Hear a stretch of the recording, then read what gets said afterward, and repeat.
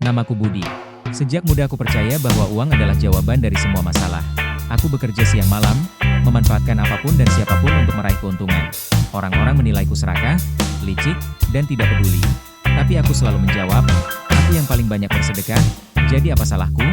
Bagiku, nama baik, kehormatan, dan kekayaan adalah bukti kesuksesan. Aku pikir, selama aku memberi, semuanya akan baik-baik saja. Aku merasa berkuasa, seolah hidup ini bisa kubeli dengan uang. Namun suatu hari, badai yang tidak pernah kubayangkan datang. Istriku sakit parah.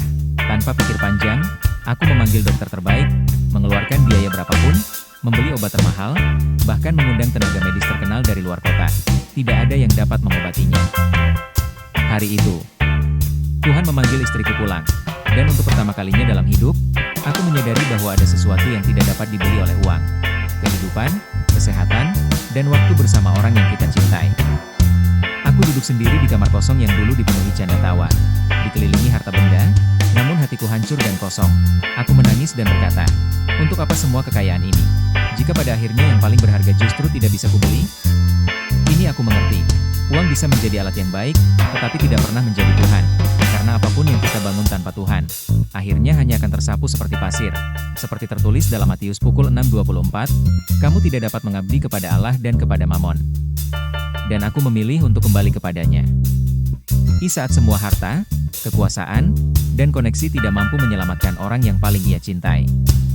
Barulah Budi mengerti bahwa uang tidak pernah menjadi Tuhan yang sejati. Tangisan dan penyesalan mengantar hari-harinya. Tumpukan harta yang dulu dia banggakan kini hanya terasa seperti debu yang tidak berarti. Di tengah kehancuran hatinya, barulah ia menemukan kembali sumber pengharapan itu. Bukan pada uang, bukan pada manusia, melainkan kepada Tuhan.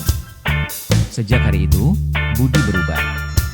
Ia menyadari bahwa kekayaan tanpa kasih dan tanpa Tuhan hanya akan melahirkan kesia-siaan.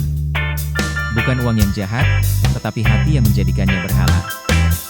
Dan kini, dengan tangan yang gemetar ia berdoa, Tuhan, bukan lagi harta yang menjadi tuanku, tetapi Engkau. Dan Lukas pasal 15 ayat 7 menyatakan, aku berkata kepadamu, demikian juga akan ada sukacita di sorga karena satu orang berdosa yang bertobat, lebih daripada sukacita karena 99 orang benar yang tidak memerlukan pertobatan. Ayat ini adalah bagian dari perumpamaan Yesus tentang domba yang hilang. Ia mengajarkan bahwa Tuhan sangat gembira ketika ada orang yang bertobat dari dosanya, seperti gembala yang bersukacita menemukan